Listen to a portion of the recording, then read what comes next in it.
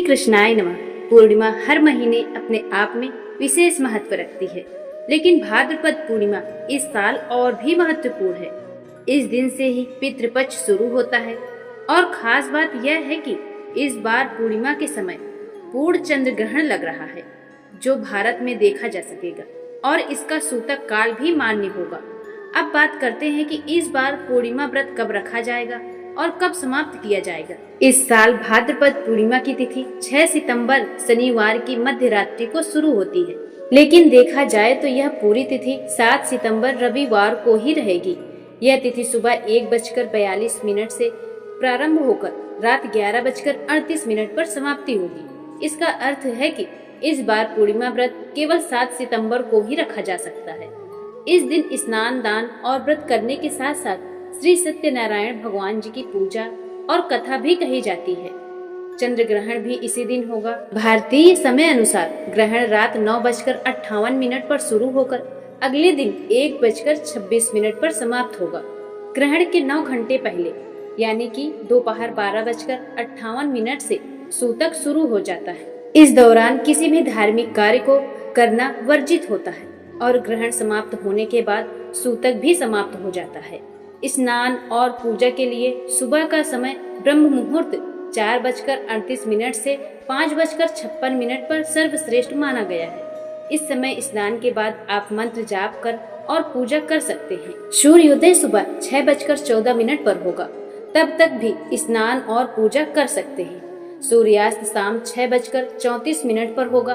पूजा और कथा के लिए अभिजीत मुहूर्त दोपहर 12 बजे से लेकर 12:49 तक शुभ है।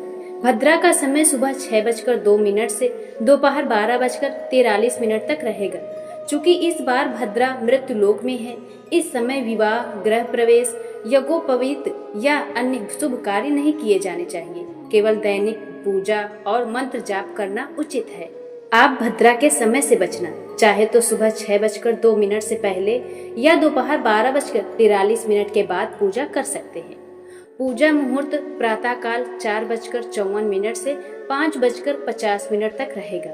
शाम के समय ग्रहण और सूतक के कारण प्रत्यक्ष पूजा संभव नहीं होगा, इसलिए मानसिक पूजा और मंत्र जाप कर सकते हैं। विजय मुहूर्त दोपहर 2:24 से 3:15 तक है। इस समय भी मंत्र जाप और ध्यान कर सकते हैं। गर्भवती महिलाएं इस दिन अवश्य खास ध्यान दें, क्योंकि उनके लिए बहुत ज्यादा खतरा है, क्योंकि चंद्र ग्रहण पूर्ण चंद्र ग्रहण लग रहा है। ये बहुत ही भयानक ग्रहण लगेगा।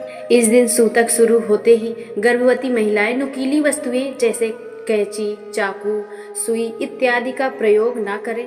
सारे कार्य सूतक से पहले ही गर्भवती महिलाएं समाप्त कर लें और चंद्र ग्रहण लगते ही कमरे में अंदर हो जाएं, क्योंकि चांद की छाया या चांद को देखना, ग्रहण वाले चांद को देखना बहुत अशुभ माना जाता है। गर्भवती महिलाएं खासकर इस दिन ध्यान करें। गर्भवती महिलाएं और जो भी अन्य लोग हैं, घर के सदस्य सारे लोग बैठकर भगवान के मंत्रों का जप करें या किसी भी गीता पाठ या गर्भ चालीसा का पाठ कर सकते हैं।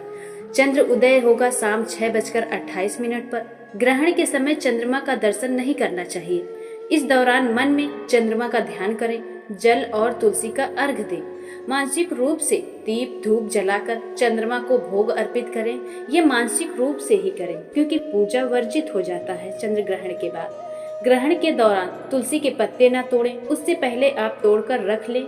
जो भी आप भोजन की सामग्री बनाकर पहले से रख लिए हैं, उसमें आप तुलसी दल जरूर रख दें, क्योंकि ग्रहण के बाद अगर उसमें तुलसी दल नहीं होगा तो खाना अशुद्ध हो जाता है। और पानी के पात्र में भी तुलसी दल अवश्य डालें।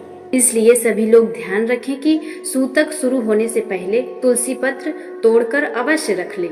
भोग और प्रसाद में तुलसी का पत्ता अवश्य डालें और परिवार के सभी सदस्य तुलसी का सेवन और जल का सेवन करें। ग्रहण शुरू होने से पहले अपने घर के मंदिरों में भगवान को भोग लगा दें। अगर नहीं लगा पाए हैं किसी कारणवश, तो आप मानसिक रूप से भगवान को मन ही मन में भोग लगा दें। आप सभी इस दिन स्नान, दान, पूजा और मंत्र जाप करके अपने व्रत को पूर्ण कर सकते हैं। और हाँ, गर्भवती महिलाएं इस दिन गाय का गोबर अपने पेट में, यानी कि गर्भ अवस्था में है वो, तो अपने पेट में गाय का गोबर चारों तरफ से गोलाकार करके लगा लें। या गोबर ना मिले तो गेरू लगा ले जो लाल कलर का मिलता है, उसे लगा लें। और चंद्र ग्रहण शुरू होने के बाद आप कोशिश करें कि चांद की छाया में ना पड़े और बाहर ना जाएं, चांद को देखें भी नहीं, क्योंकि ये समय बहुत ही अशुभ होता है गर्भवती महिलाओं के लिए खासकर। इस तिथि को जो भी श्रद्धा से व्रत करता है, भगवान विष्णु और भगवान शिव की कृपा उस पर बनी रहती है। इस दिन की कथा भी बहुत अद्भुत है जो आज मैं आपको सुनाने जा रही हूँ, और इसे आप इस दिन ध्यान पूर्वक जरूर सुनिएगा पूरा। प्राचीन समय की बात है, एक बार महर्षि दुर्वासा कैलाश पर्वत पर भगवान शिव के दर्शन के लिए पहुँचे। शिव जी ने उन्हें बहुत सम्मान से पुष्पमाला अर्पित की। महर्षि प्रसन्न हुए और आगे चलते हुए उन्होंने वही माला भगवान विष्णु को भेंट कर दी। विष्णु भगवान ने उस माला को लेकर अपने वाहन गरुड़ देव के गले में डाल दिया। अब गरुड़ उस माला को लेकर इधर उधर उड़ने लगे। यह देखकर महर्षि दुर्वासा को बहुत क्रोध आ गया।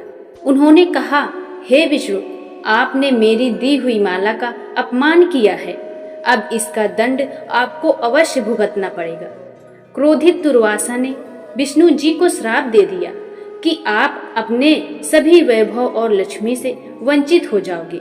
यह सुनकर भगवान विष्णु चिंतित हो गए और उन्होंने हाथ जोड़कर महर्षि से कहा, भगवान, यदि मैंने कोई भूल की हो तो कृपा करके मुझे इससे मुक्त का मार्ग बताइए। दुर्वासा ऋषि ने कहा, हे विष्णु, भाद्रपद मास की पूर्णिमा के दिन तुम उमा महेश्वर व्रत करो। इस दिन शिव जी और माता पार्वती की पूजा करो, चंद्रदेव का ध्यान करो, तभी तुम्हें इस श्राप से मुक्ति मिलेगी और तुम्हारा वैभव वापस लौटेगा। विष्णु जी ने वैसा ही किया जैसे दुर्वासा ऋषि ने उनसे कहा।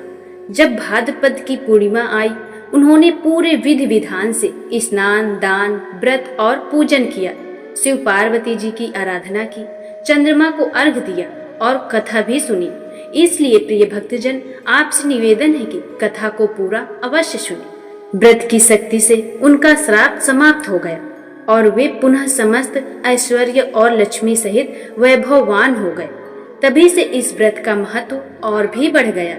कहा जाता है कि भाद्रपद पूर्णिमा का व्रत करने से पाप मिट जाते हैं, सौभाग्य बढ़ता है और घर में लक्ष्मी स्थायी रूप से निवास करती है। इस दिन व्रती को सत्यनारायण भगवान की पूजा और कथा भी करनी चाहिए, जिससे जीवन में सुख, समृद्धि और शांति बनी रहती है। भाद्रपद पूर्णिमा का व्रत जो भी करता है उसे पितरों का आशीर्वाद प्राप्त होता है, सभी मनोकामनाएं पूरी होती हैं और जीवन के कष्ट दूर हो जाते हैं। इस व्रत की कथा सुनने मात्र से सारे पुण्य की प्राप्ति होती है। तो प्रिय भक्तजन, यह थी पूर्णिमा की संपूर्ण जानकारी और कथा भी।